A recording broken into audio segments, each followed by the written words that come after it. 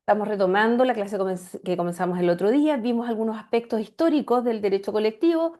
A grandes rasgos dijimos que el derecho del trabajo partió como derecho colectivo porque fue esa colectividad de trabajadores en la época de la Revolución Industrial que planteó además condiciones muy precarias de trabajo, que hizo nacer esto que se denomina cuestión social, que parte ya la revolución y la cuestión social en Inglaterra, pero rápidamente se extendió por todo el mundo y que hizo necesario abordar de una vez por todas el derecho laboral formal, cuestión que se hace en 1919 con la firma del Tratado de Versalles, donde se incorpora en su título 13 un título relativo a la justicia social, a la paz, ¿no es cierto?, que se logra a través de esta justicia social, y además se crea la Organización Internacional del Trabajo. Entonces, desde ese momento a la fecha, que es hace muy poco tiempo en la historia del mundo y en la historia del derecho, por cierto, los avances en derecho del trabajo han sido enormes, ¿bien? Desde ese momento a la fecha, nosotros hemos visto recomendaciones, convenios, doctrina internacional y nacional que nos lleva a entender cuál es la idea del derecho del trabajo. Ustedes lo vieron un poco en el módulo pasado, pero básicamente es reconocer la asimetría en la relación laboral entre trabajador y empleador, empleador y trabajador, bien digo, y reconociendo esa asimetría yo puedo hablar en definitiva que como no están en igualdad de condiciones, no es fácil negociar entre desiguales.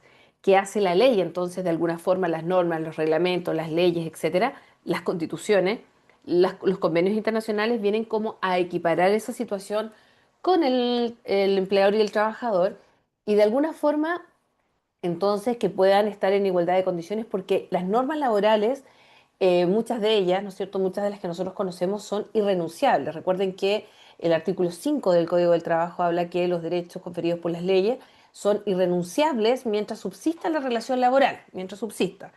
Entonces, eso es importante porque un trabajador fácilmente, como ocurría en aquella época, renunciaba a sus derechos, a su salud, a su bienestar, a su protección, hasta su vida, por un puesto de trabajo, cuestión que no debería ocurrir hoy, por lo menos, ¿no es cierto?, en países que adscriben esta tendencia doctrinaria, este derecho laboral, ¿no es cierto?, moderno. Hay países todavía que están en pañales en esto. Nosotros lo vemos en India, en China muchas veces, y que los derechos laborales no están con este rango que nosotros tenemos. Bien, entonces eso es lo que viene a ser las normas, ¿no? A completar un poco a ese trabajador que está tan asimétrico. Eso no significa que las partes están en situación de simetría, pero sí tenemos digamos, una especie de coraza, de protección de un trabajador lleno de derechos, ¿no? Constitucionales, derechos fundamentales, normas,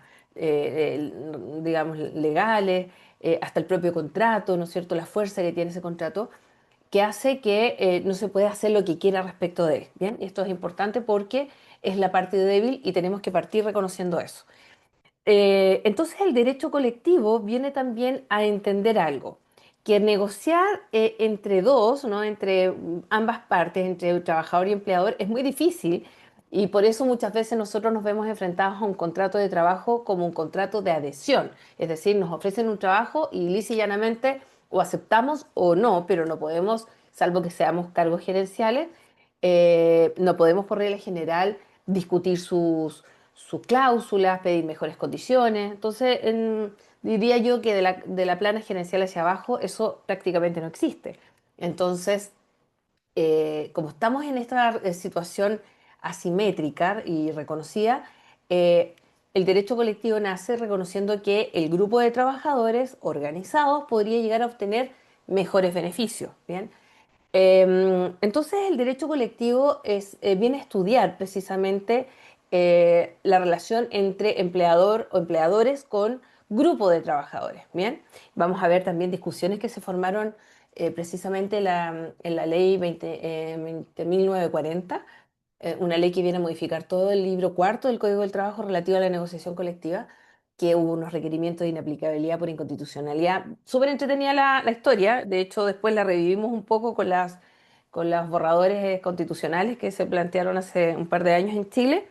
Bien, entonces, El derecho colectivo tiene un poco ese objeto y nosotros identificamos en la clase pasada una etapa de represión, que es la etapa inicial, ¿no es cierto? Siglo XVIII, mediados del siglo XIX, donde las normas prohibían las organizaciones sindicales, entre ellas la ley Chapelier, que fue tan conocida, de 1791 de Francia, que prohibía directamente sindicatos, gremios, asociaciones de trabajadores y también leyes en Inglaterra. Luego la etapa de tolerancia, donde, bueno, no se promociona, no es la reina de la fiesta, pero sin embargo ya se permite, de hecho se deroga parcialmente esta ley Chapelier y se crea otra que es la ley Oliver. Bien, entonces esta ya viene a reconocer, pero lo viene a reconocer a media porque lo viene a reconocer sin personalidad jurídica, ¿no? Y que no tenga personalidad jurídica un grupo de trabajadores organizados lo hace más débil, ¿bien? Y luego ya nos encontramos con la etapa de reconocimiento total, que es la que vivimos hoy en día, que en definitiva, esta etapa de reconocimiento a través de las normas internacionales, normativas internas de cada Estado, no solo se reconocen los grupos de trabajadores, sino que además se potencian, ¿no? Bueno, eso es un poco lo que yo les contaba, que se quiso hacer en algún momento con la ley 20.940. Esta ley que deroga todo el título de negociación colectiva que existía antes, planteó como única opción de grupo de trabajadores el sindicato. Bien, entonces se quiso potenciar la actividad sindical con esa ley. Este fue el gobierno, creo que de Bachelet 2. No, el 2017, sí, Bachelet 2, porque después vino Piñera y sí. Entonces, en ese momento se presenta este proyecto de ley queriendo potenciar la actividad sindical, porque la actividad sindical, por cierto, está en descenso a nivel nacional e internacional. ¿Bien? No hay cómo cautivar al grupo de trabajadores, salvo las grandes mineras o retail, por ahí son los sindicatos más potentes, pero el resto es difícil, ¿no? Es difícil porque incluso pone en riesgo, por ejemplo, en las pymes, las mini pymes o las empresas chiquititas, muchas veces se ponen en riesgo con estas formaciones de sindicato porque vamos a ver cuáles son los alcances. Entonces, pero no solo por eso, sino que porque además han adquirido algunos sindicatos por malas prácticas, mala fama, ¿no? O sea, trabajadores que están eternamente en cargos sindicales y que gozan de fuero, pero además con permisos sindicales eternos. Entonces, y además, fíjense ustedes lo que ocurre, por lo menos este es mi punto de vista, así lo he analizado yo, que la vida cada día es más individualista y como es más individualista, es muy difícil que la gente participe en grupos, ¿no? Antiguamente era muy fácil, no sé, los clubes, los grupos, hoy día la gente va a trabajar, vuelve a su casa, está mucho más solo y bueno, y lo mismo se proyecta hacia el trabajo. El trabajo es muy individualista, entonces la gente ya no tiene tantas ganas de pertenecer a un grupo dentro de la relación laboral, va a cumplir una tarea y se va. Y porque además, ¿no es cierto?, la movilidad en cuanto a relaciones laborales es muy distinta a lo que existía antes. Antes las personas ingresaban a un trabajo y estaban toda la vida en la misma empresa, hacían carrera, de hecho muchos se sentían muy orgullosos. Las películas de repente como que nos reflejan eso, se sentían muy orgullosos que entraron con un cargo muy bajo y después comenzaban a ascender. Hoy día ya no, pues la idea de la juventud más que nada es cumplir una tarea, conseguir un par digamos, de pesos por ahí, irse a capacitar al extranjero, moverse a otra empresa, volver a estudiar, volver a moverse y ojalá salir y volver. Entonces ya no se identifican con una empresa en definitiva y por lo tanto menos ganas tienen de pertenecer a un grupo, ¿no? Un grupo como un grupo de trabajadores, aunque eso signifique de alguna forma obtener algún beneficio en ciertos momentos. Pero tenemos que reconocer nosotros que esa es la realidad actual. Entonces, ¿qué se quiso hacer con esta ley 20.940? Esta ley 20.940, presentada en ese momento, dijeron, bueno, ¿cómo potenciamos la actividad sindical que está tan en descenso? Como un 6% de los trabajadores estaba sindicalizado y como les decía yo, la mayoría pertenecía a las mineras o al retail, a grandes empresas. Y se crea esta ley diciendo que la única forma de negociar colectivamente era pertenecer a un sindicato, ¿bien? Entonces se impone de alguna forma que yo deba pertenecer a un sindicato porque si no quedo fuera de una negociación colectiva y por ende fuera de los beneficios, ¿no? Y que no voy a poder obtener beneficios por fuera, por otras vías. Entonces, como se impuso como única vía, esta ley termina con un requerimiento de inaplicabilidad por inconstitucionalidad ante el Tribunal Constitucional, presentado por la oposición de aquella época, señalando de que la Constitución Política de la República señala que el derecho a sindicalizarse o sindicarse es un derecho, perdón, el derecho sí, bien digo, a negociar colectivamente es un derecho del trabajador y no del sindicato, es un derecho del trabajador que lo ejerce en forma colectiva, pero es un derecho del trabajador. Y por lo tanto no se le puede, es inalienable, ¿no? No le puedo sacar yo a un trabajador que no pertenezca al sindicato su derecho inalienable a negociar colectivamente. Entonces se acude al Tribunal Constitucional en un extenso fallo, el Tribunal Constitucional de más de 300 páginas, parte del requerimiento se acoge, parte no, pero esta parte sí se acogió. Es decir, se determina que el sindicato no es el único que puede negociar colectivamente, sino que también grupo de trabajadores. No un trabajador en forma individual, porque eso siempre ha existido, ¿no? Que un trabajador se siente ante el gerente, ante el empleador, ante el jefe de recursos humanos y trate de negociar, obtener mejores condiciones. Pero cuando se trata de grupos, ahora sí, entonces a propósito de esta sentencia del requerimiento de inaplicabilidad por inconstitucionalidad, sí es posible visualizar que un grupo de trabajadores que no sea el sindicato negocie. ¿Y cómo lo hacen? Bueno, a través de un grupo que se llama grupo negociador. El problema es que esto ocurrió al final de la ley, es decir, ya cuando antes de que se publicara y por lo tanto, ¿qué hace la presidenta de aquella época?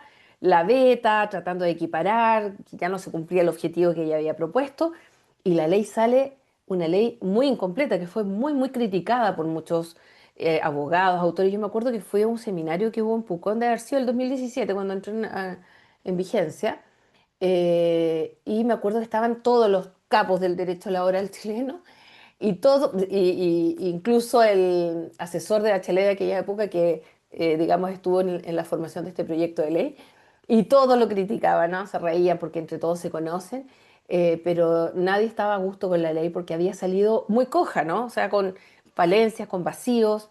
Y efectivamente existen esos vacíos porque sabemos que un grupo de trabajadores puede negociar, pero el código no dice cómo, porque la ley no lo contempló nunca.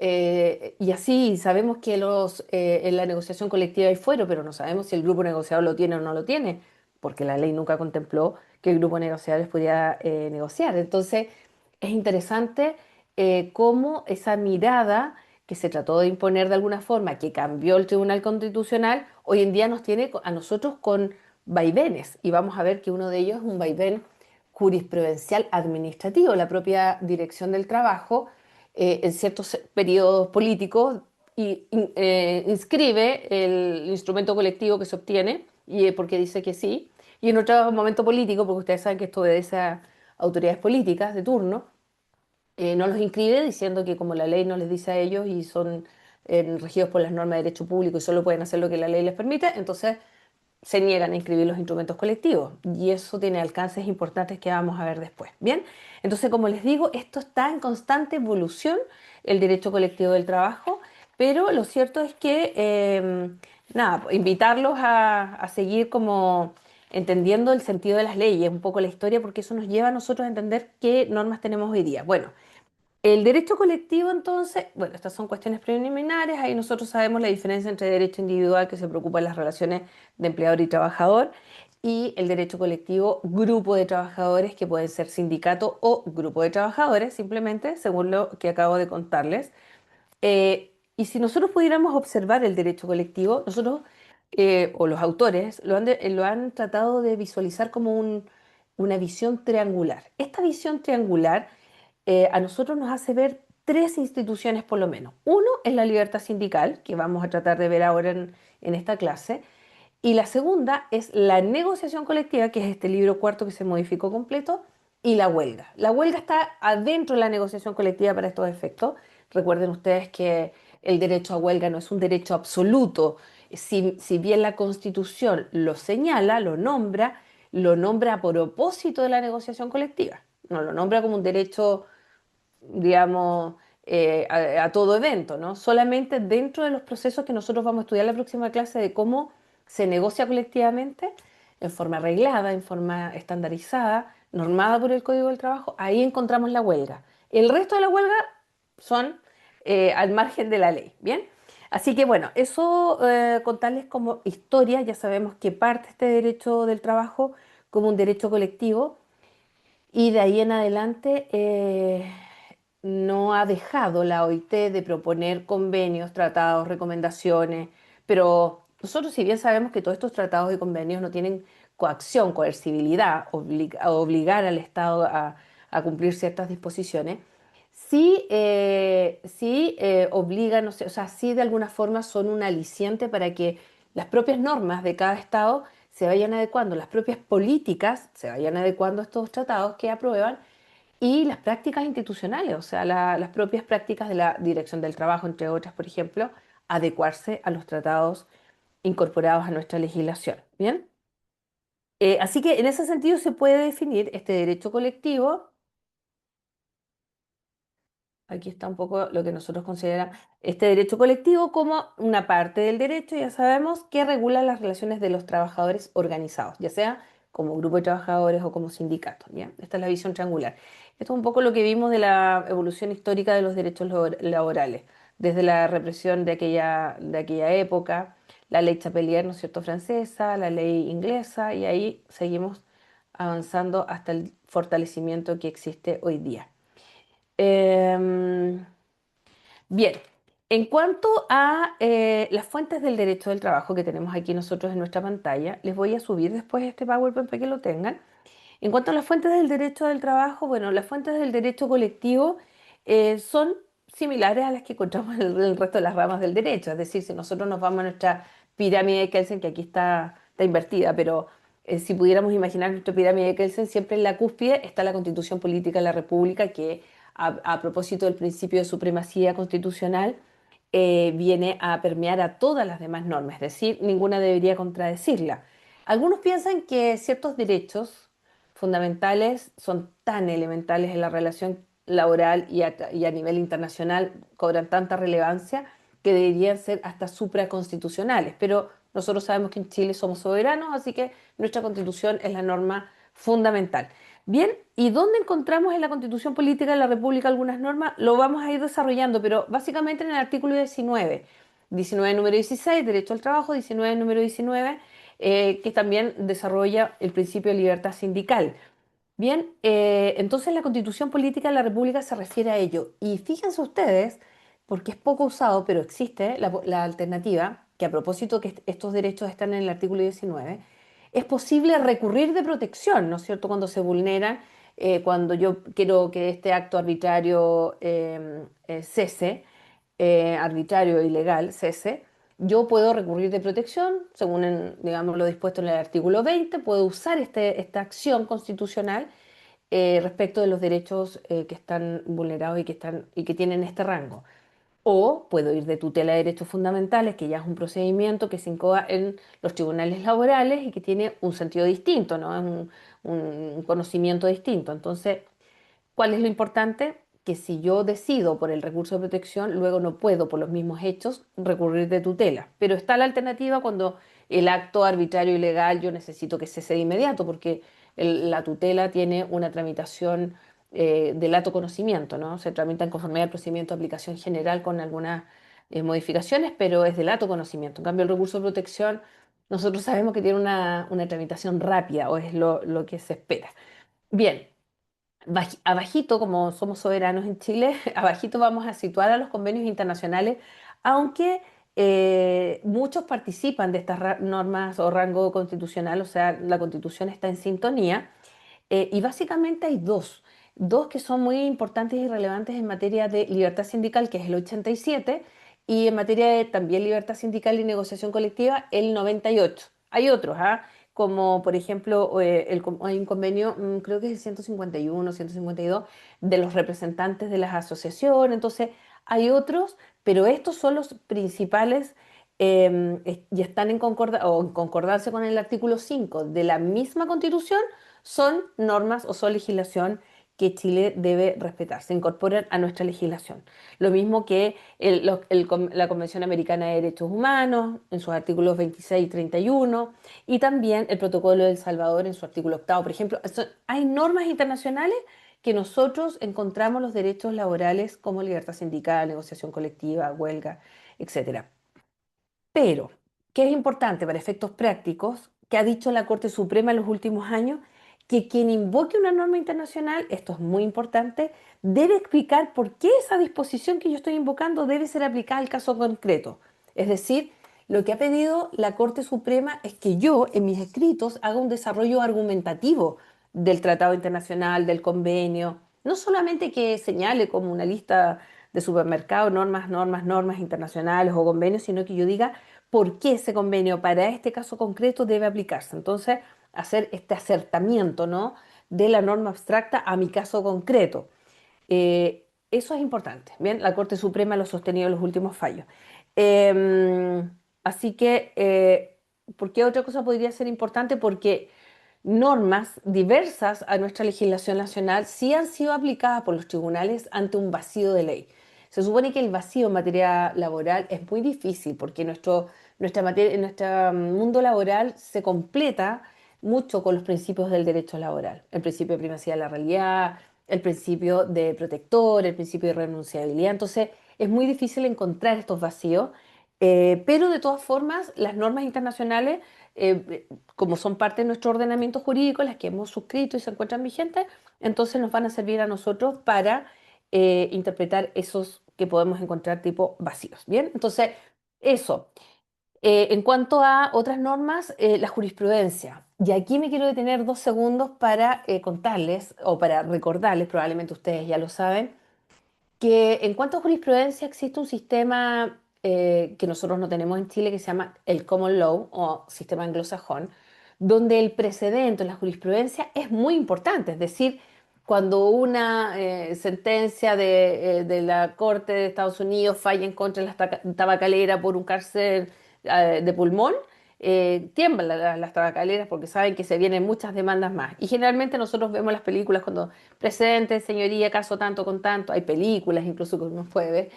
Y claro, ellos se basan en este precedente. Para ellos el fallo, ¿no es cierto?, emitido por el tribunal es muy relevante y obliga de alguna forma a otros tribunales a seguir el mismo sentido. En Chile no tenemos ese sistema, tenemos un sistema legal o codificado.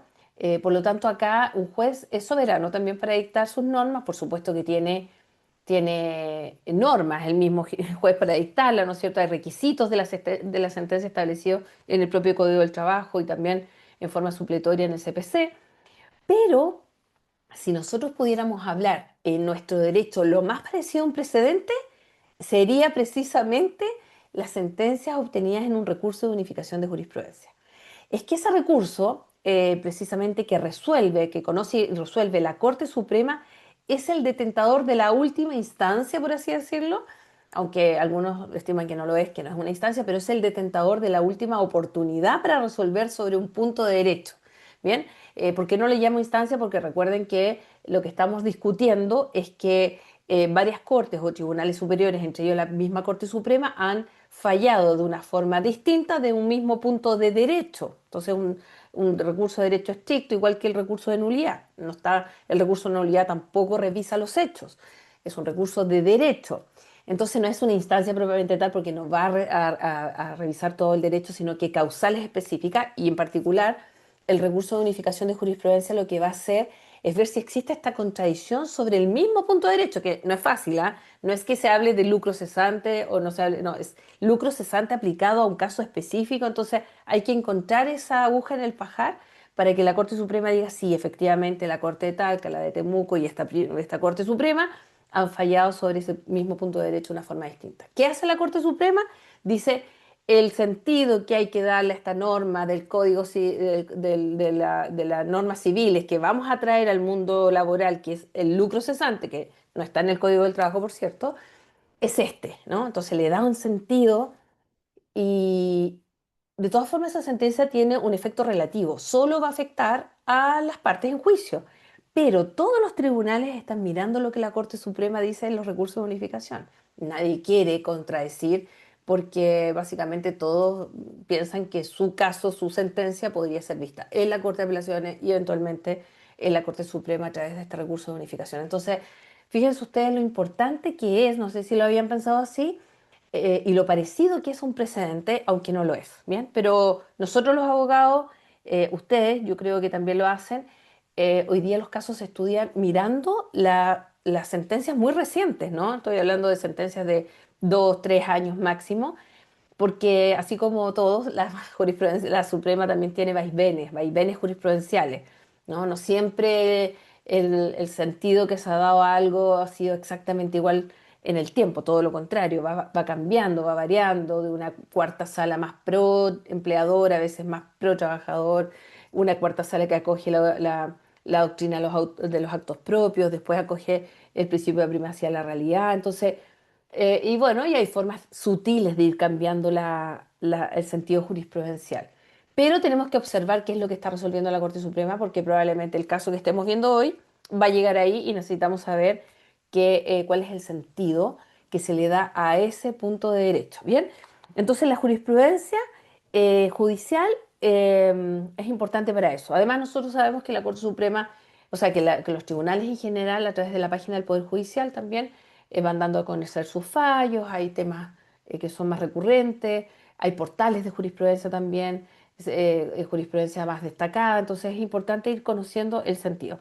Y en cuanto a la jurisprudencia administrativa, bueno, también cuando sobre todo asesoramos a una empresa, mucho más que cuando asesoramos a un trabajador, estamos viendo cuál es el sentido de la dirección del trabajo, ¿no? En cuanto a la aplicación de multa, a obtener algunos beneficios, entonces a la interpretación que se hace. Siempre es pro trabajador, pero a veces tiene un sentido mucho más radical que otras, porque yo ya les he dicho, tiene un componente político, es una realidad, la principal autoridad de la dirección del trabajo. Bien. Y también otra fuente de derechos son los contratos y convenios colectivos. Los contratos, que pueden ser individuales, o contratos colectivos o convenios colectivos. Bueno, entonces son instrumentos colectivos estos últimos dos.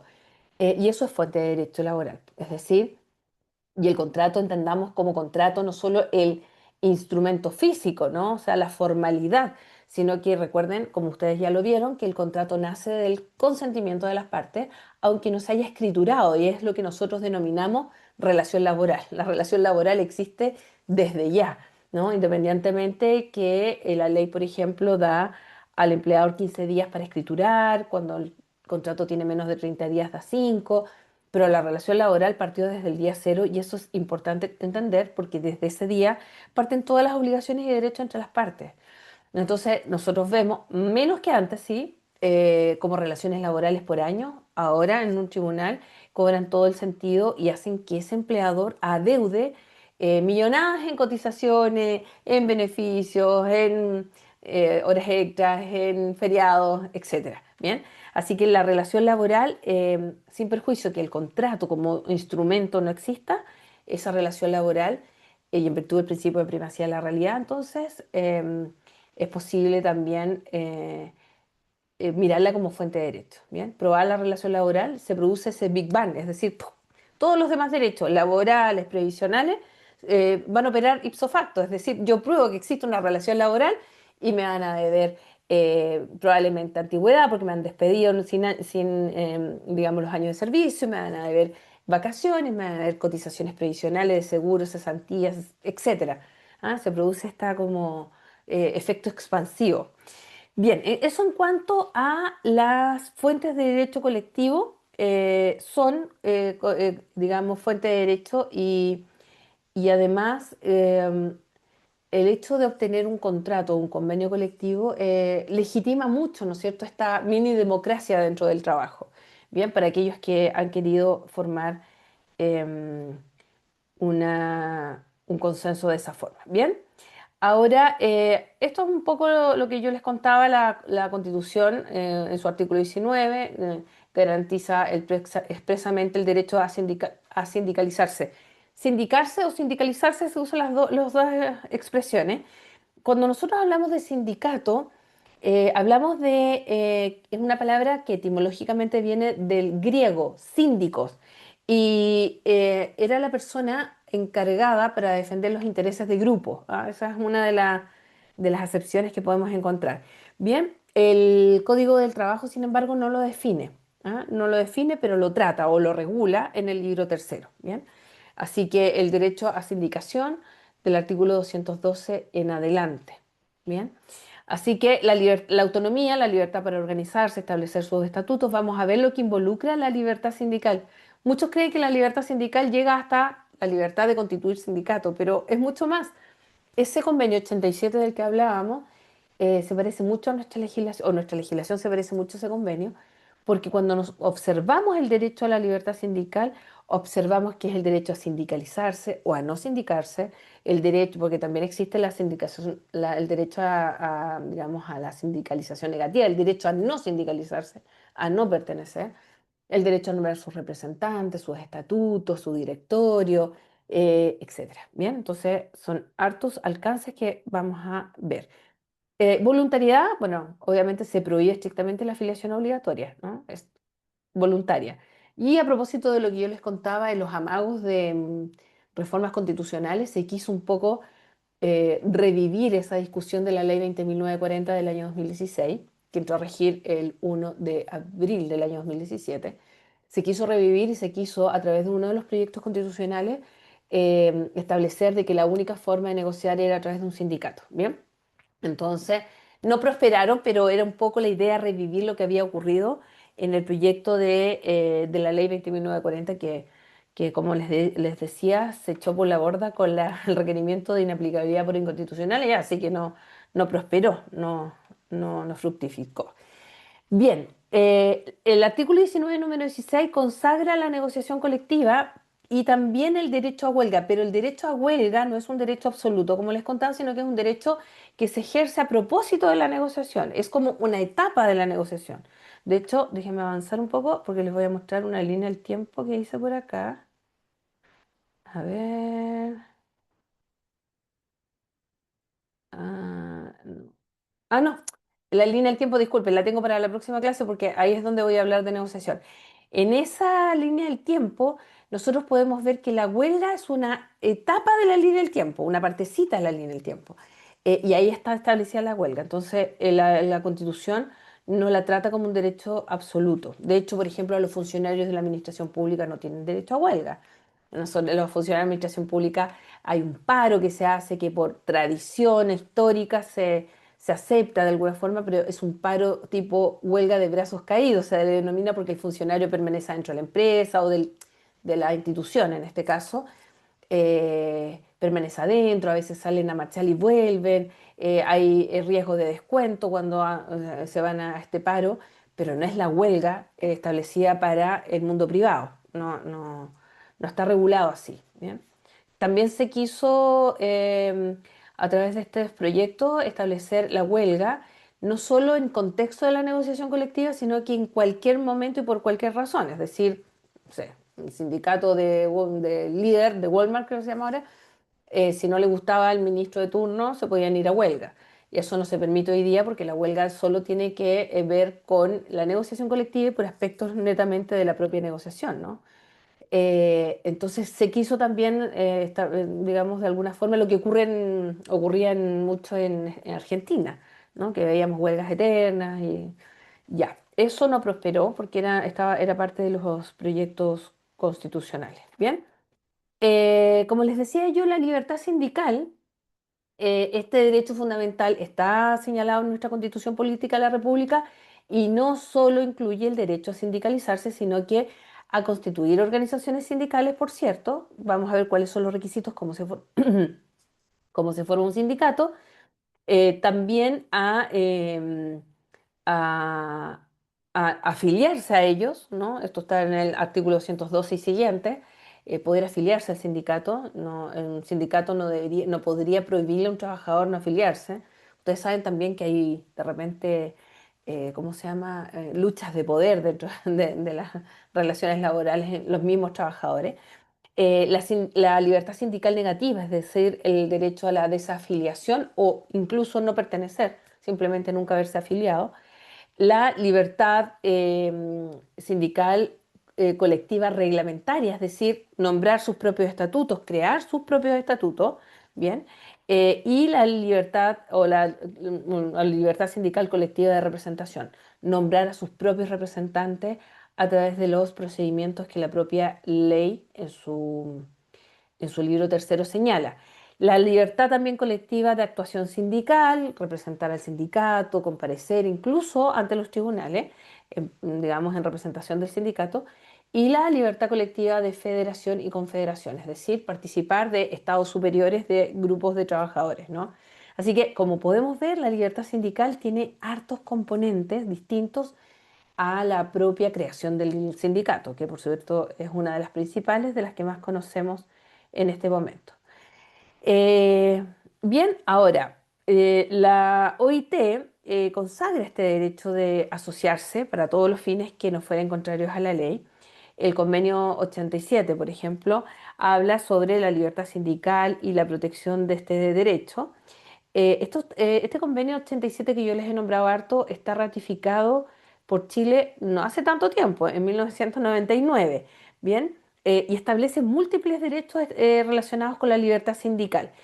Em, por ejemplo, prohíbe la intervención, ¿no es cierto?, del empleador o del Estado respecto de los sindicatos, y permite que esta libertad sindical sea un límite al derecho de los demás. ¿Bien? ¿Cómo se proyecta? A través de la negociación colectiva y a través de la huelga, y permite que la legislación nacional determine hasta qué punto exista, ¿no es cierto?, perdón, la huelga, la misma legislación establece los límites de la huelga. Ahora, en cuanto al convenio 98, el derecho a sindicación y de negociación colectiva, este también está ratificado por Chile en 1999 y es el que se refiere mucho más a las actuaciones de los representantes y también de cómo se negocia colectivamente. Em, Incluye derechos a protección contra actos discriminatorios. Nosotros lo conocemos en nuestra legislación como prácticas antisindicales, ¿no? Y en la etapa de negociación colectiva lo conocemos como prácticas desleales. También incluye derechos como la autonomía sindical y el establecimiento de mecanismos de protección. ¿Bien? Acá hay una definición de sindicato que dice Asociación Permanente de Trabajadores unidos por intereses económicos y laborales comunes que buscan la defensa y promoción de sus derechos colectivos e individuales mediante la acción conjunta. Bien. Bien. Acá están entonces estos órganos. A ver, a propósito del convenio 87 y 98, em, ¿qué utilidad práctica tienen traer estos convenios a nuestra legislación desde 1999, cuando los ha ratificado Chile? Primero, hay un control de parte de los organismos internacionales. Uno es una memoria anual. Cada país que ha traído a su legislación estos convenios debe adoptar medidas, ¿no? Y hace una memoria anual que se la entrega a una comisión de expertos y ellos dicen es suficiente o no. Entonces esa memoria anual, ¿qué va a decir? Las prácticas institucionales cambiaron en este sentido, hemos hecho tal, ¿no es cierto?, educación a la comunidad a través de estas vías, promulgamos, publicamos tal norma, ¿no es cierto?, en pos de la libertad sindical. Entonces, básicamente lo que estamos haciendo es como reportar a través de esta memoria. Pero también hay un control especial a través de procedimientos de examen de quejas por violación a la libertad sindical. Esto ya podría ser un sindicato, por ejemplo, que se presente ante una comisión investigadora una queja específica porque la ley tanto en Chile vulnera el derecho, por ejemplo. Entonces, lo que intenta es que se concilie la libertad sindical con la soberanía interna. Así que sí existe control, pero no está esa coercibilidad, es decir, si el país no cumple, no existe una sanción internacional más allá tal vez de la honra, ¿no es cierto? O del honor o la fama de cumplidor o incumplidor, o sea, es así, bien. Em, ok. Aquí está un poco la estructura, ¿no? La estructura del sindicato. Nosotros si pudiéramos hablar de una casa del sindicato, encontraríamos un directorio, que es el que representa judicial y extrajudicialmente a este grupo de trabajadores que se organizaron, que también tiene un patrimonio, ¿no es cierto? Está representado por las cuotas sindicales, por bienes, por rentas, incluso por capitalización y asamblea como órgano máximo extraordinario. Ahí están todos los trabajadores que pertenecen al sindicato, incluso cuando se forma recién el sindicato, la asamblea contiene a todos, ¿no? A todos los que quieran ir a la asamblea y participar. Y también establece los mecanismos en que se puede disolver, así que ahí queda en el dibujito como una puerta de salida. Bien, em, entonces, en cuanto a la formación, ¿cómo se forma un sindicato? No me quiero pasar del tiempo, no, estamos bien. ¿Cómo se forma el sindicato en sí? Eh, las, las normas chilenas establecen por lo menos tres etapas. A ver si la tenemos más adelante. Tu, tu, tu, tu, tu. Acá está. ¿Cómo se forma un sindicato? Tenemos a lo menos tres etapas. Aquí se señaló una cuarta como fuero, pero en realidad son tres etapas. La asamblea, el depósito y el control. Fíjense que es bastante fácil formar un sindicato y es importante que ustedes lo conozcan porque el día de mañana si ustedes están asesorando a un grupo de trabajadores o a la empresa, ¿no? Para saber cuáles son los pasos que deberían cumplirse para la formación. En principio, si no existe un sindicato, un grupo de trabajadores, la vamos a ilustrar, ¿no es cierto? Así, un grupo de trabajadores perfectamente podría decir, mira, ¿sabes qué? En esta empresa no hay sindicato, es necesario porque esto de sentarnos frente al empleador de a uno y pedir mejores condiciones no está siendo útil, a lo mejor la unidad de recursos humanos no escucha. Entonces, como no nos sentimos escuchados, no sentimos nosotros que esto avance, vamos a formar.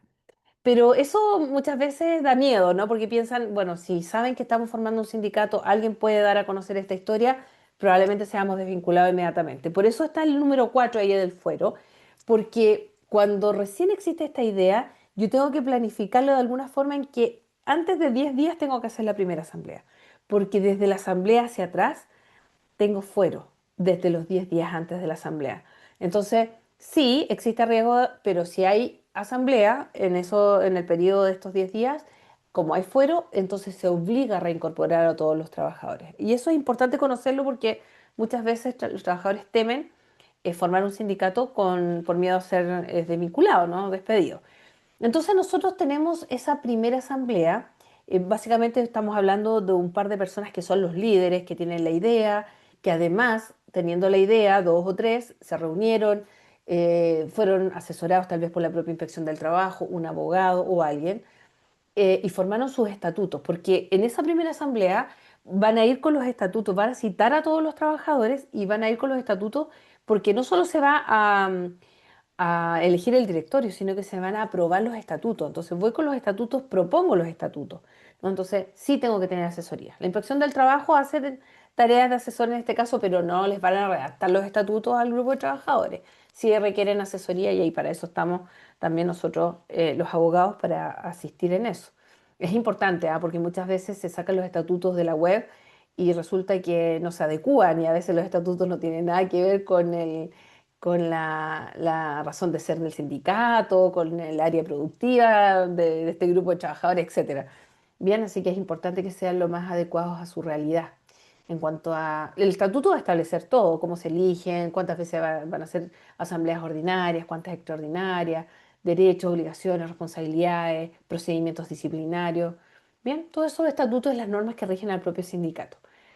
Entonces, esa asamblea, ese día de la asamblea que se va a hacer ante un ministro de fe, la inspección del trabajo preferentemente, pero también puede ser un notario, va a marcar una fecha que contada hacia atrás, dentro de los 10 días hacia atrás, todos los trabajadores que van a ir a la asamblea tienen fuero, por lo tanto se ve obligado el empleador a reincorporarlos. Bien, esa asamblea entonces se celebra ante un ministro de fe.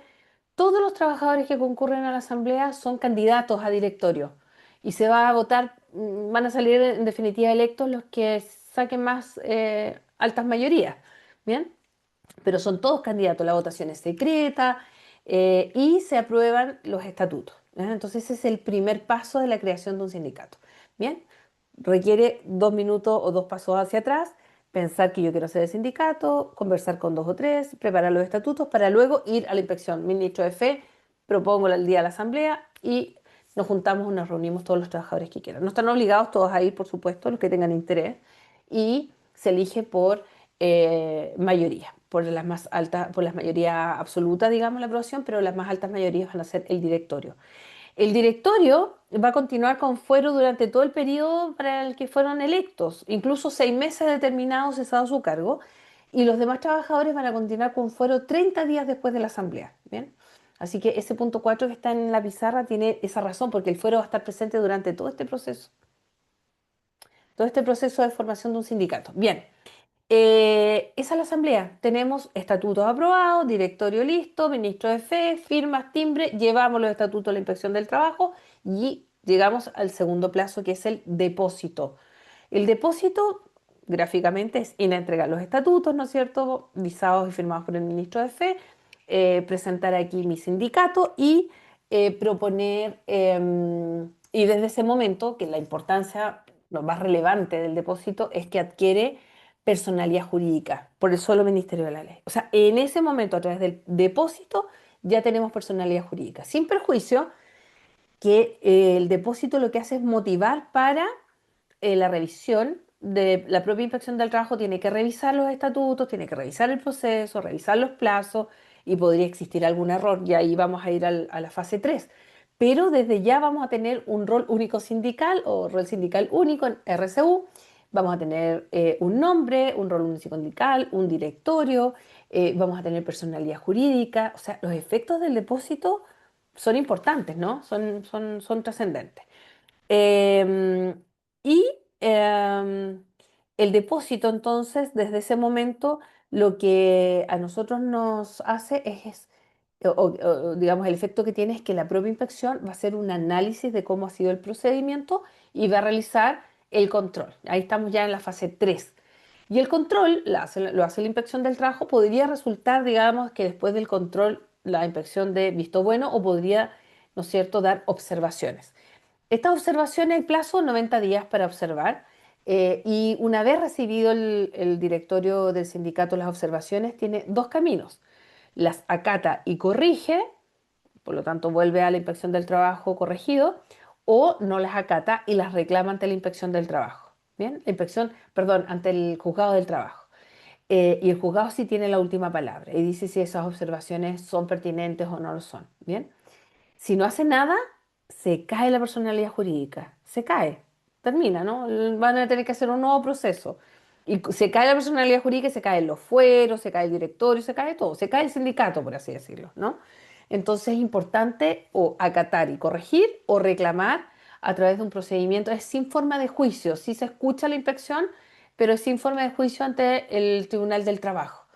Porque si voy por la tercera, que es no hacer nada, se cae la personalidad jurídica y por lo tanto ya no existe el sindicato, no existen los fueros, quedamos ahí, digamos, en deuda. Les decía yo que durante todo este proceso va acompañando el fuero para evitar discriminación, represalia, que se afecte este derecho. Recuerden que es un derecho, la libertad sindical fundamental, es un derecho constitucional. Entonces, durante todo este proceso va el fuero. Bien. Ahora, una vez que ya se eligen a estos directores, ¿no? ¿No es cierto? Nosotros queremos saber cuántos. Esto es importante porque si uno va a la historia de la ley, en algún momento decían que los directores tenían fuero y por lo tanto se nombraban todos directores de algo. Claro, y eso un poco es un abuso del derecho. Entonces, se establece un límite de cuántos directores corresponden, directores con derecho a fuero, corresponden, ¿no es cierto?, según la cantidad de trabajadores.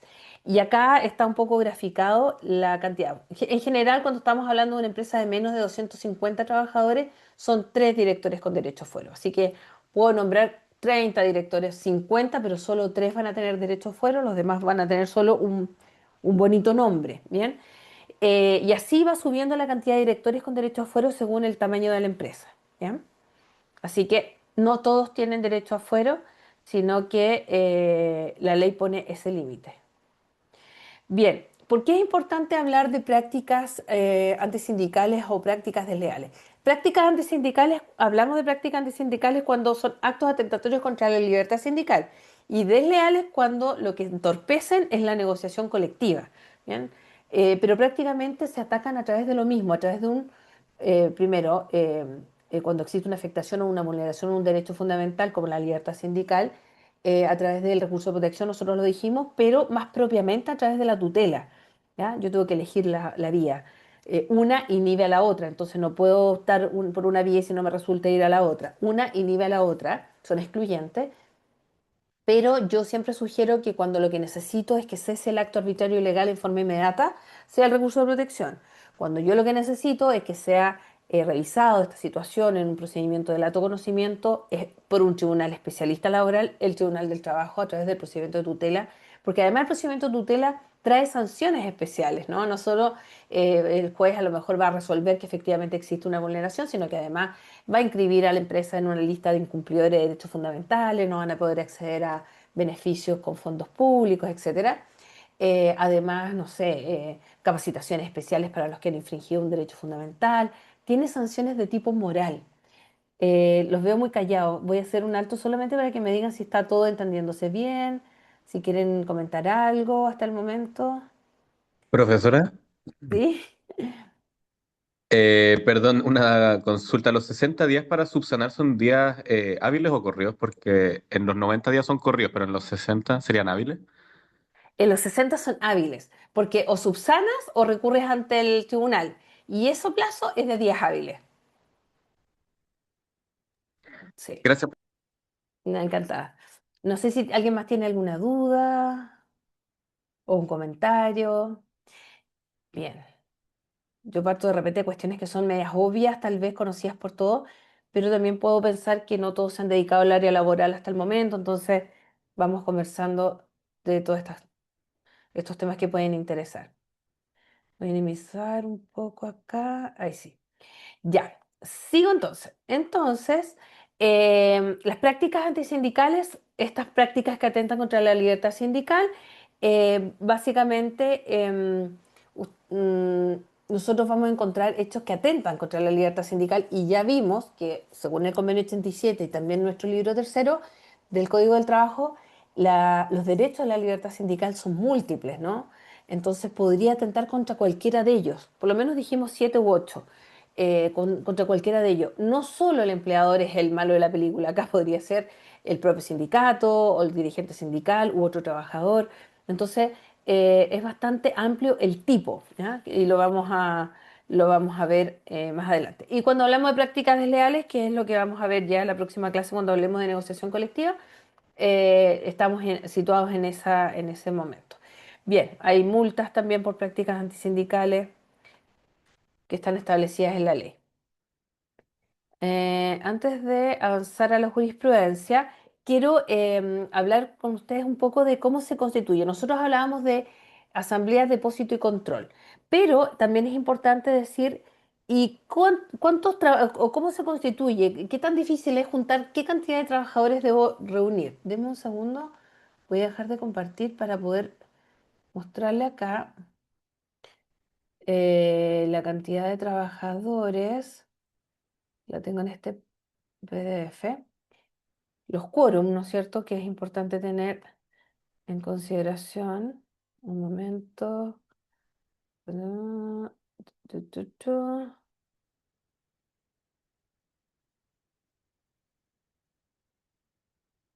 Ah, aquí está. No, si lo tenía en el PowerPoint, disculpe.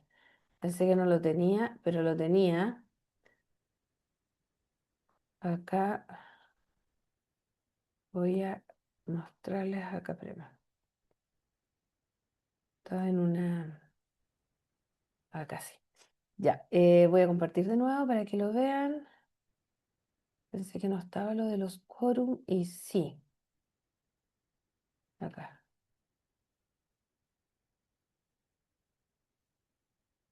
Ahí sí.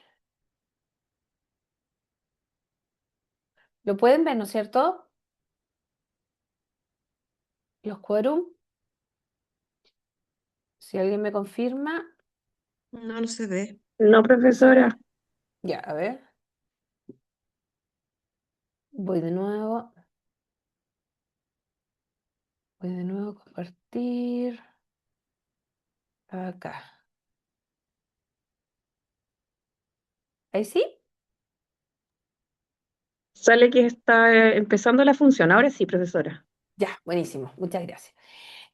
Quórum, porque nosotros vimos asamblea, depósito y control, pero es importante también considerar los quórum que se deben, eh, digamos, conseguir para poder formar un sindicato. Cuando hablamos de un sindicato, cuando hablamos de un sindicato de empresa, primero vamos a hablar que existen distintos tipos de sindicatos. Sindicato de empresa, que son los trabajadores de una misma empresa. Recuerden que cuando hablamos de trabajadores de una misma empresa, estamos hablando en el sentido amplio de la palabra. incluido el artículo 3 del Código del Trabajo. ¿Ah? Cuando hablamos de una ley que se denominó en su momento la multi-RUT, que nos dice que los trabajadores o una empresa no siempre está asociada a un RUT, sino que muchas veces es un complejo, una universalidad mucho más amplia que el RUT. Entonces, cuando hablamos de empresa, de trabajador de empresa, no está siempre asociado al trabajador contratado por el mismo RUT como empleador, sino que muchas veces a un concepto mucho mayor. Y ese concepto lo entrega el artículo 3 del Código del Trabajo cuando hablamos de la declaración de único empleador. Entonces, el sindicato de empresa podría llegar a ser un sindicato que tenga varios RUT como empleadores y que a todos nos permita como trabajadores contratados por distintos RUT formar un mismo sindicato. Eso es importante porque hace años atrás, estoy hablando antes de la ley 20.123, que es la ley de subcontratación, hace hartos años atrás, o incluso vámonos mucho más atrás, originalmente la relación de trabajo era entre empleador y trabajador. Pero resulta que en algún momento el empleador empieza a crecer, empieza ya no a ser una tienda pequeña, sino que una gran tienda, empiezan a formar estos retail, estas grandes empresas, cadenas de farmacia, cadenas de supermercados, cadenas de retail, etcétera. Y resulta que cuando nos encontramos ante eso, el retail a lo mejor, pongámosle el nombre a esta gran empresa Jumbo, Ahumada, Líder, quien quiera usted, cuando nosotros hablamos de esta empresa, uno puede pensar de que ellos van a asumir todas las funciones operativas, pero no, porque Jumbo, Líder, Ahumada, etcétera, Almacenes París, deciden, digamos, entregar algunos servicios a otros que eran expertos. Por ejemplo, Jumbo es experto en, no sé, venta, compra y venta de bienes, ¿no es cierto?, de alimentos, etcétera, pero a lo mejor no es experto en guardias de seguridad, no es experto en cajeras, no es experto en aseo. Entonces, deciden en algún momento estas grandes empresas contratar a otras empresas que sí eran expertos. ¿Qué ocurre en ese momento? Lo que ocurre básicamente es que empiezan a diluirse las responsabilidades, porque él contrataba a una empresa de guardia que a su vez tenía trabajadores. Entonces, antes de la ley 20.123, esta responsabilidad estaba bastante diluida. Se reconocía esta relación de subcontratación, pero no estaba tan regulada para hacer responsable a la empresa principal. Y por ende, al final se viene a regular a través de esta norma. Pero había otro flanco abierto y era que Líder podía tener a lo mejor varias empresas de cajeras contratadas, ¿no es cierto? La empresa de cajeras uno, empresa de cajeras 2, y cada una tenía 4 o 5 trabajadoras. Como ellas pertenecían a distintas empresas, no se podían sindicalizar. Y esa era otra debilidad. Entonces, la ley de subcontratación, ¿no es cierto?, permitía estas figuras, no había problema, pero como no establecía responsabilidades, por un lado, y además no estaba señalado de que todas estas empresas eran parte de una misma universalidad jurídica, se impedía de alguna forma que se sindicalizaran. Entonces, se creaban muchas empresas chiquititas con pocos trabajadores para evitar la sindicalización. La ley de multirut, ¿no es cierto? O la ley de declaración de único empleador, como se denomina, viene a resolver este asunto para siempre y a decirnos que no importa el RUT, sino que lo que importa en definitiva es que todas estas empresas podrían ser declaradas eventualmente un único empleador cuando se den ciertas condiciones, ¿no? Como por ejemplo controlador común, domicilio común o similitud, ¿no es cierto?, del área o necesaria complementariedad. Y en ese sentido, entonces, también nos encontramos ante el concepto de empresa, aunque no pertenecemos a un mismo RUT, sí somos parte de una misma empresa. Y por lo tanto, esos trabajadores, por ejemplo, en el caso que estábamos hablando, todas esas cajeras, ahora que pertenecen a distintos empleadores, van a poder formar un sindicato o incluso negociar colectivamente. Fíjense ustedes. Bien, así que cuando hablamos de sindicato de empresa, pensemos en grande, pensemos que esto es mucho más allá que asociar al empleador a un mismo RUT. Bien, cuando hablamos de sindicato interempresa, estamos hablando de trabajadores de dos o más empresas que se asocian por temas de similitud de faena, ¿no? De áreas de producción y que tienen necesidades o inquietudes comunes. También los sindicatos de trabajadores independientes. Ellos no negocian con un empleador porque son trabajadores independientes, pero nosotros conocemos, por ejemplo, sindicatos de colectiveros o sindicatos, ¿no es cierto?, de otras áreas que son independientes y que también se unen por intereses comunes, no sé, sube la benzina o el petróleo, qué sé yo, y se unen ya sea en fuerza común o plantean a la autoridad. No es que le planteen a algún empleador. Y sindicatos de trabajadores eventuales o transitorios que también se pueden formar, pero están constituidos por trabajadores temporales, por así decirlo, ¿no? Que están o tienen contratos temporales que es plazo fijo por hora faena. O sea, son trabajadores contratados básicamente en periodos cíclicos o intermitentes, entonces no tienen las mismas necesidades, no tienen los mismos requerimientos que un trabajador contratado en forma más o menos permanente. Bien, así que dicho eso, el tipo de sindicato, hablemos de los requisitos para constituirlo. Un sindicato de empresa, cuando nosotros hablamos de sindicato de empresa, vamos a encontrar esta información en el artículo 226. Como les decía yo, el concepto, considerando el concepto de empresa como un concepto más amplio que el RUT, nosotros vamos a- a poner atención en el quórum que exige la ley. Fíjense ustedes que si el sindicato tiene más de 50 trabajadores, perdón, si la empresa tiene más de 50 trabajadores y hay sindicato, ¿no es cierto? Esa sería, digamos, la primera hipótesis. 25 que representan a lo menos el 10% podrían formar un sindicato. 25 trabajadores que representan a lo menos un 10%. Pero si no hay sindicato en esa empresa, 8 trabajadores podrían llegar a formar un sindicato. Es poco, ¿no? O sea, 8, por eso no es tan difícil.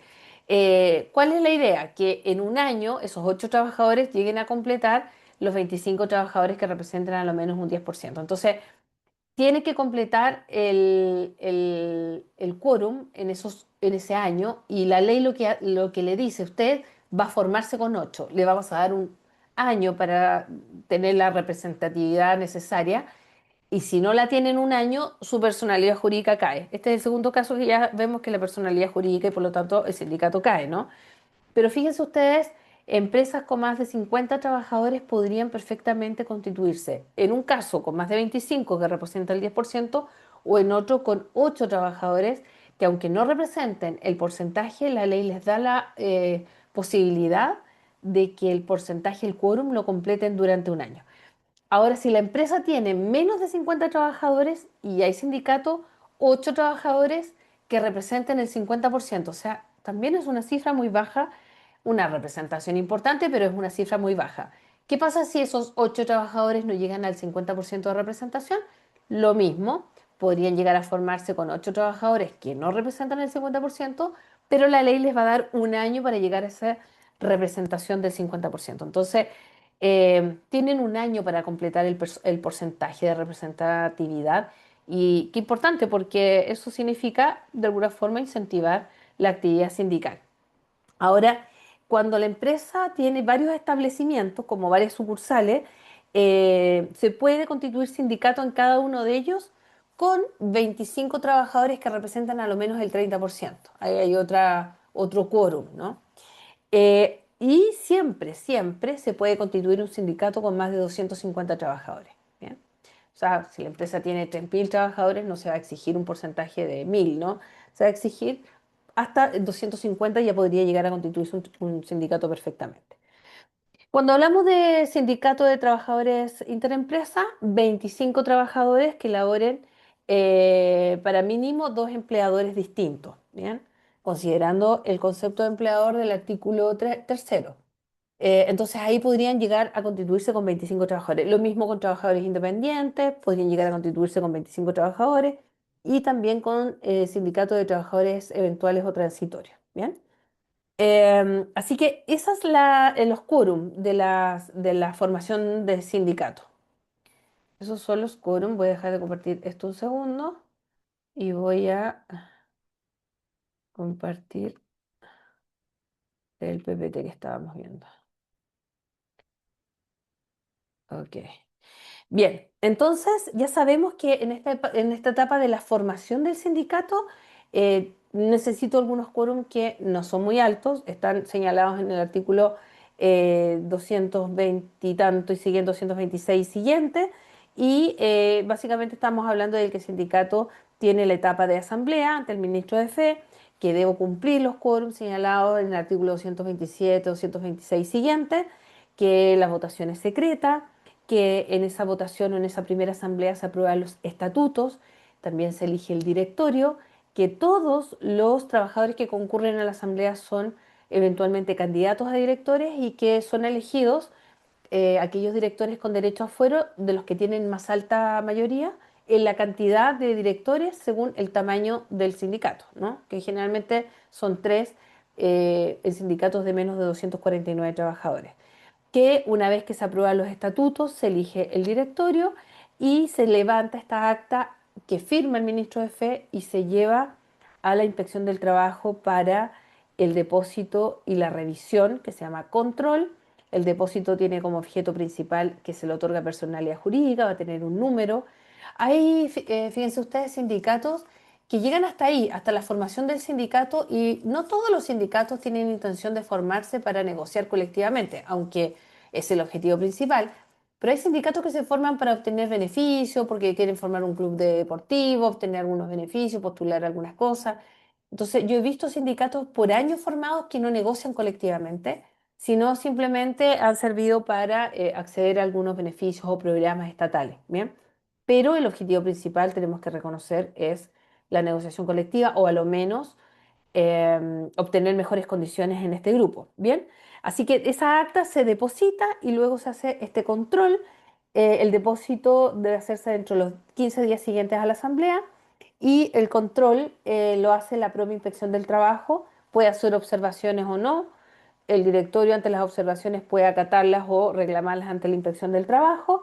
Tiene 90 días entonces la inspección para hacer sus observaciones, artículo 223 del Código del Trabajo, y el sindicato debe subsanarlas o reclamar dentro de los 60 días hábiles. Este reclamo, como les contaba yo, se hace en única instancia sin forma de juicio, pero el propio Código del Trabajo dice que se debe escuchar a la inspección, oyendo la inspección, ¿ah? Y ahí la inspección tiene un plazo de, si no me equivoco, de 10 días para emitir un informe.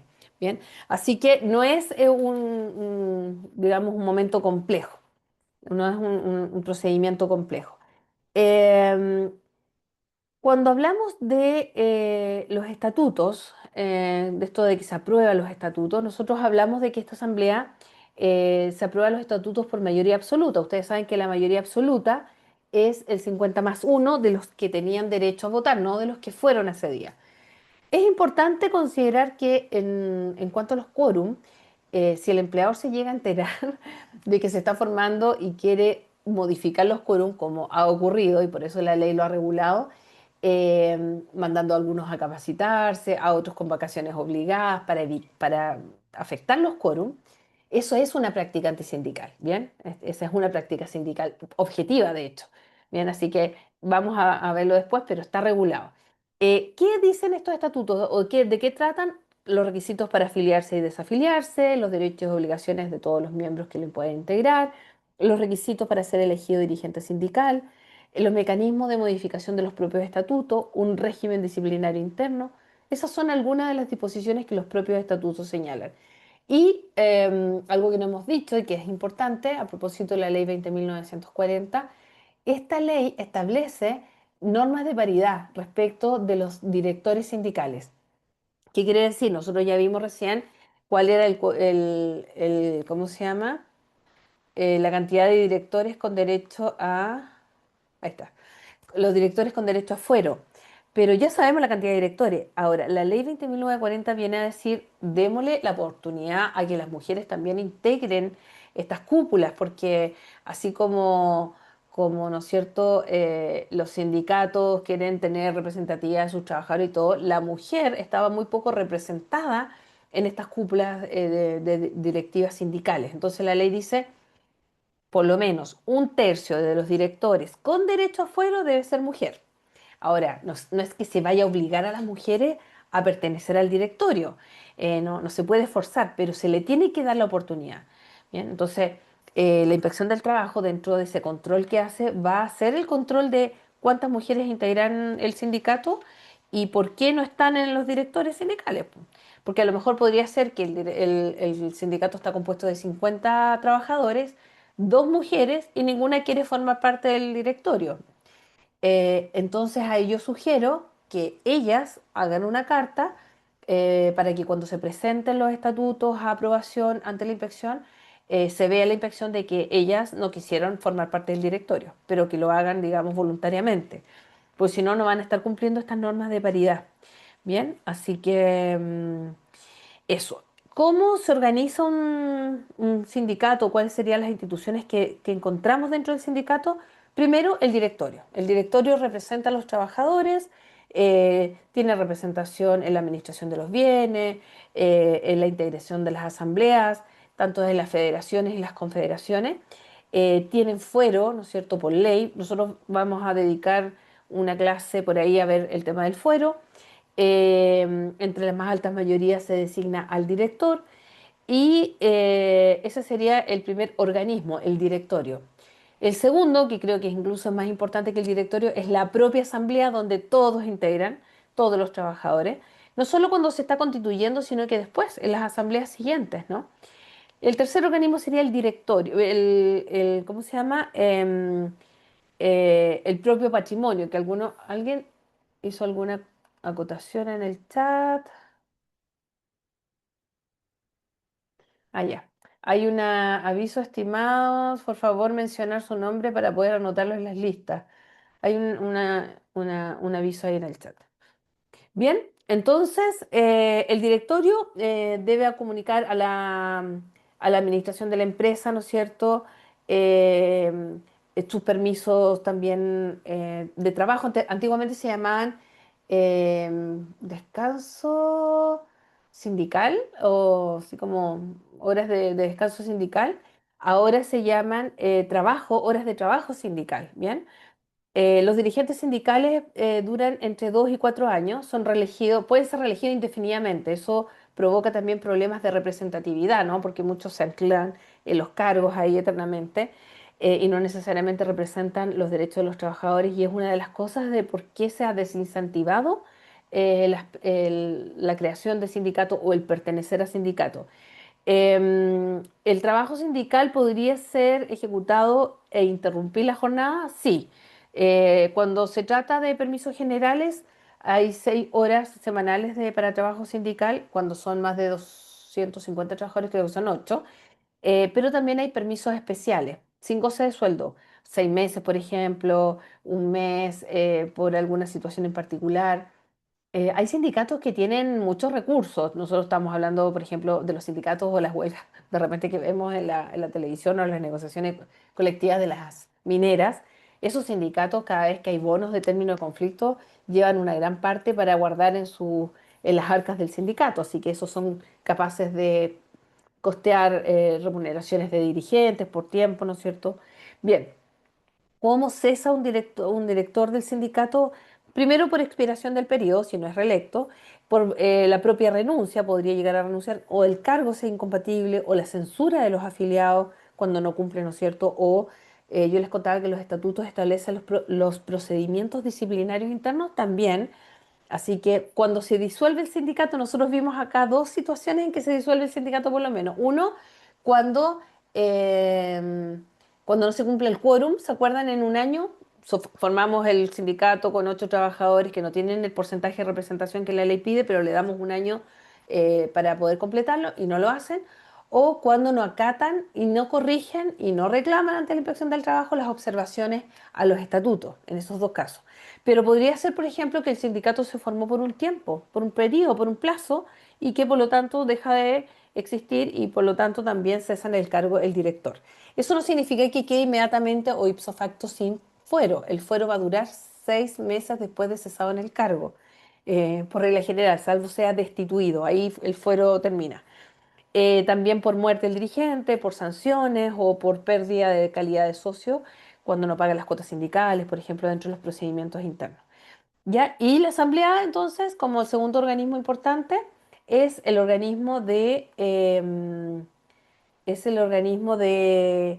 se reúnen todos los asociados de la organización sindical, puede ser ordinarias y extraordinarias. ¿Qué otra nosotros, institución vemos dentro de este sindicato? El patrimonio. El patrimonio sindical está dado particularmente por la cuota sindical, ya puede ser ordinaria o extraordinaria. Los propios estatutos establecen cuándo se puede cobrar una cuota extraordinaria. Ambas son obligatorias, ¿ah?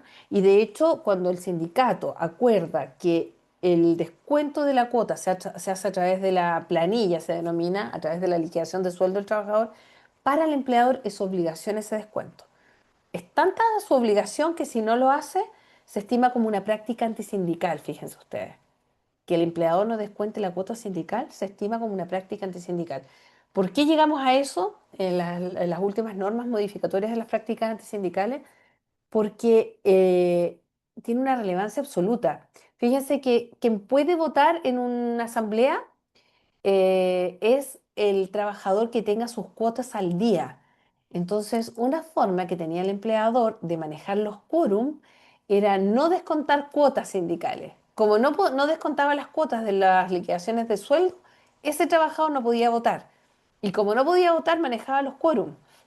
Ya, eso ahora es una práctica antisindical objetiva, es decir, está expresamente señalada en la ley. Que no se descuente la cuota sindical es una práctica antisindical. Bien, cuando se decide que el descuento de la cuota sea a través del empleador, a través de las remuneraciones. Porque podría ser que el sindicato se creó y ellos cobran directamente su cuota, ¿no es cierto? Las personas encargadas de manejar esos dineros. Bien. em, Ok, la disolución del sindicato nosotros la encontramos en el artículo 295 y siguientes del Código del Trabajo. Se puede disolver por acuerdo, por incumplimiento de las obligaciones que impone la ley. A lo mejor el destino del sindicato se fue, ¿no es cierto?, adquirió una vía ilegal, ¿no? Por haber dejado de cumplir los requisitos necesarios para su constitución, ya lo vimos, no cumplió el quórum o no acató las observaciones. Bien, eso, entonces nosotros lo que vamos a ver luego son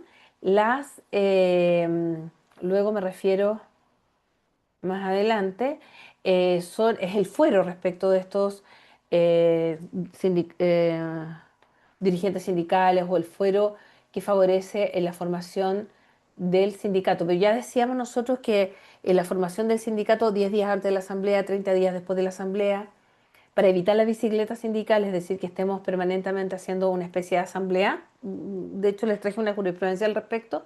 La ley establece límites en ese sentido y vamos a ver algunas un poco estas tendencias jurisprudenciales. Hay algunas que están ahí en pantalla, pero tengo unas mucho más recientes. Creo que las tengo por acá. Déjenme dejar de compartir para ver si se las puedo mostrar, porque creo que preparé un PowerPoint de eso y se los puedo mostrar acá. A ver, negociación, jurisprudencia.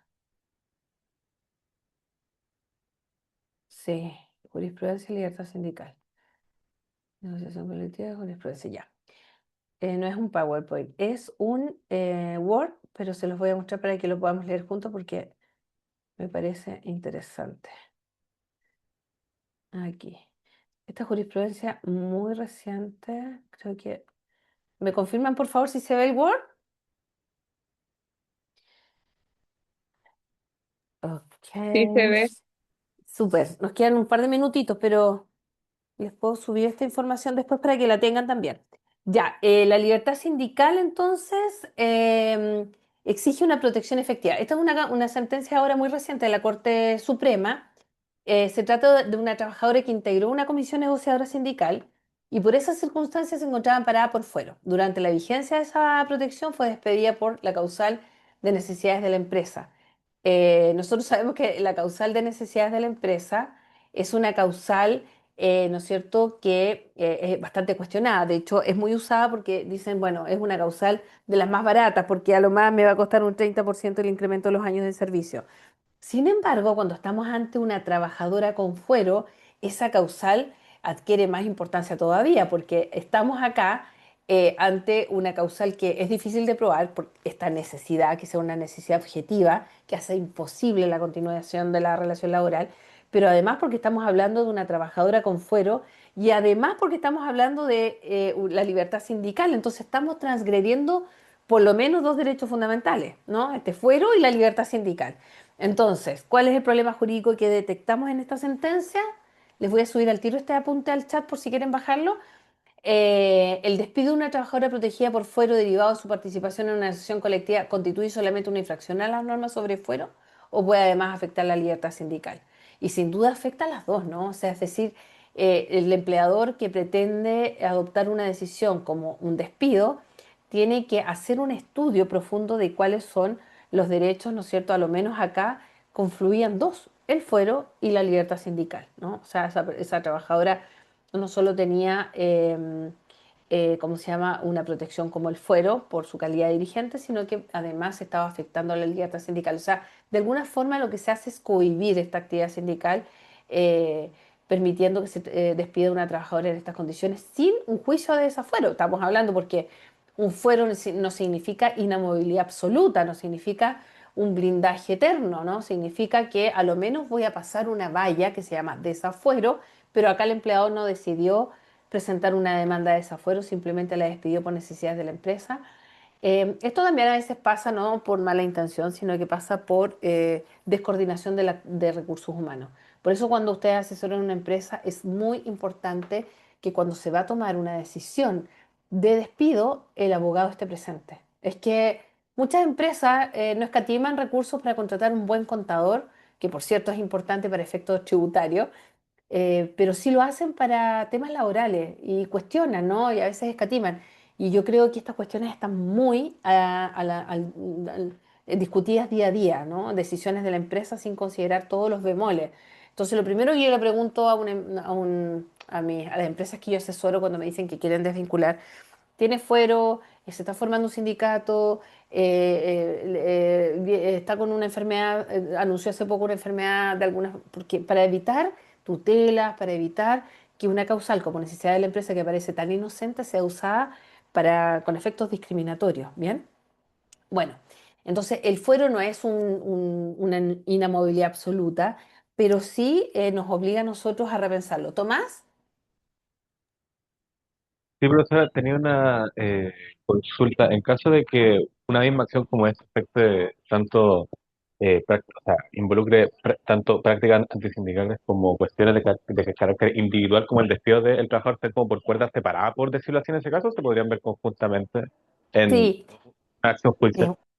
es Es una pregunta que siempre se da porque hay una especie de confusión en el propio código, tiende a confundir porque dice que hay acciones que no pueden juntarse, pero en este caso sí, porque una proviene de la otra, ¿no? Entonces, yo como lo planteo, digamos, procesalmente hablando, lo planteo primero como una tutela de derechos fundamentales con ocasión del despido, esa sería como la acción principal. Eh, Despido improcedente, ese sería el del 161 inciso primero, y el subsidio para para el evento que no se acoja la tutela con el despido improcedente, ¿no es cierto?, reclamando este despido por necesidades de la empresa. Pero sí, necesariamente lo tenemos que reunir porque provienen del mismo hecho, que es el hecho del despido. De ahí nace el despido improcedente y nace la tutela, pero la tutela sería la acción principal. Yo lo he enfrentado así y creo que esa es la solución. Gracias, profesora. Sí, encantada. Bien, entonces, esta sentencia nos dice básicamente que el fuero no constituye un privilegio aislado del trabajador, es una garantía instrumental que permite ejercer, en este caso, la libertad sindical, en otros casos, otras garantías. Pero a propósito de la pregunta de Tomás, yo debería esta tutela enfocarla en vulneración del fuero como un hecho discriminatorio, ¿no?, relacionado con el artículo 2 del Código del Trabajo y también en una vulneración a la libertad sindical, artículo 220 y algo del Código del Trabajo, más normas internacionales. En ambos casos tengo normas internacionales de respaldo, po, ¿no? El 103 de la OIT, acá el 87, entonces sí puedo poner normas internacionales, pero recuerden siempre que decir por qué se aplica. Aquí hay una pregunta para reflexionar: ¿qué ocurriría con la libertad sindical si el empleador pudiera despedir libremente a quienes participan activamente en una negociación colectiva? Por supuesto que nadie se querría participar en esto para no exponerse. Acá hay otra sentencia también de la Suprema, es reciente, desde el 2025, se cuestionó judicialmente la constitución de organizaciones sindicales que habían cumplido formalmente los requisitos exigidos por la legislación laboral. Sin embargo, se estableció que esto es lo que yo les digo de abuso del derecho. ¿Se acuerdan? Creo que esto está en la participación en el foro. Este abuso del derecho no siempre ocurre de parte del empleador, no siempre el empleador es el malo de la película, y el abuso del derecho puede provenir incluso de los propios trabajadores o de los dirigentes sindicales. En este caso, en este juicio, fíjate, es súper interesante, analízanlo, incluso lo pueden tomar para poder responder en el foro. Recuerden, perdón, en el foro. Recuerden ustedes que en el foro tienen que hacer 3 participaciones y con una fuente. No dejen de hacerlo con una fuente porque si no tengo que restarle puntaje. Y 3 participaciones, no hagan 2 porque también hay que restar puntaje. O sea, la parte formal sí importa en estas cosas porque la rúbrica está hecha así. Ya, dicho eso, es interesante porque acá en esta sentencia se estableció que no existió ánimo de constituir el sindicato. Solo se estaba como haciendo el amago de constituir para efectos de blindarse con fuero. ¿Se entiende? Entonces, acá está el problema jurídico. El solo cumplimiento de los requisitos formales para constituir un sindicato determina que las organizaciones puedan necesariamente estar protegidas por la libertad sindical. Acá está la doctrina relevante. Dice, la libertad sindical protege el derecho de los trabajadores a constituir organizaciones destinadas genuinamente a la defensa y promoción de sus intereses colectivos. Sin embargo, la libertad sindical no ampara el abuso del derecho. Entonces, acá está lo que distingue la Corte Suprema es la disolución del sindicato, la nulidad del acto constitutivo, etcétera. Pero básicamente estamos hablando de esta, como se conocía antiguamente, bicicleta sindical, esta idea eterna de formar el sindicato con tal de mantenerlos a todos con fuero por mucho tiempo durante un año. Ahora hay límites legales y creo que es importante el animus, que está aquí reconocido, animus sindicali, ¿no? O el ánimo de constituir una organización sindical. Así que ahí están las 2 caras de la libertad sindical. Bien, les voy a subir esto, voy a cerrarlo para poder subirlo al chat, por si alguien quiere aceptar, por si alguien quiere echarle una mano ahí o sea, ¿cómo se llama? Ir a las sentencias ya más concretas. Creo que con eso. Ay, no encuentro el chat. Un segundo. Aquí está. Para acá. Ya. Y lo otro que voy a subirles es el PowerPoint que acabamos de ver, que es la misma materia que está en el PowerPoint que ustedes tienen en la plataforma, pero esto está gráficamente más bonito a mi juicio. Más entretenido. Ya. La próxima clase que nos queda, ya, la parte más práctica. Siempre tenemos que partir de lo teórico porque así uno se entusiasma y entretiene y entiende. La próxima clase vamos a ver cómo se negocia colectivamente. Bien, es el paso a paso. Ya tenemos formado nuestro sindicato, podríamos haberlo formado, por ejemplo, para negociar colectivamente o no. En algún momento vamos a querer negociar colectivamente y ustedes van a saber cómo hacerlo. ¿Ya? Todo tiene etapas, plazos que es bien interesante conocer porque está todo arreglado, o sea, la negociación colectiva arreglada precisamente, pero hay una faz que no está regulada, que es la negociación colectiva del grupo negociador. Y eso todavía está en el limbo. Todavía no hay ninguna ley que lo aborde, no hay ningún proyecto de ley que haya prosperado para completar la ley 20.940 que quedó bastante al debe en este tema. Pero nosotros vamos a ver si la negociación colectiva más conocida, que es la negociación colectiva arreglada. Así que bueno. Son las 9:30. Les agradezco su atención, sus preguntas. Les dejé ahí la información. Recuerden los que llegaron un poquitito más tarde que el primer apunte que subí al chat es instructivo para hacer el trabajo individual, que es el último trabajo que tienen que hacer. ¿Por qué? Porque es instructivo, a pesar de que no cambia tanto el instructivo que está en su plataforma, reduje yo un poco el tamaño del trabajo y además la sentencia la tienen que acompañar en un documento aparte. No la copien ahí porque si no les va a ocupar todas las 7 hojas o 10 hojas que se piden. Recuerden siempre bibliografía, señalarla y si lo hacen con la IA también hay algunos tips de cómo se trabaja con la IA. ¿Bien? Eso. Que estén muy bien. Nos vemos entonces el próximo lunes a las 8. Que estén muy bien. Muchas gracias a todos por su presencia y su atención. Y ya está superado el impasse de la plataforma que se cayó el otro día. Así que gracias por la paciencia. Doña Daniela, que está Gracias, ahí, nuestra profesora. tutora. Sí, gracias a ustedes. Gracias. Bueno,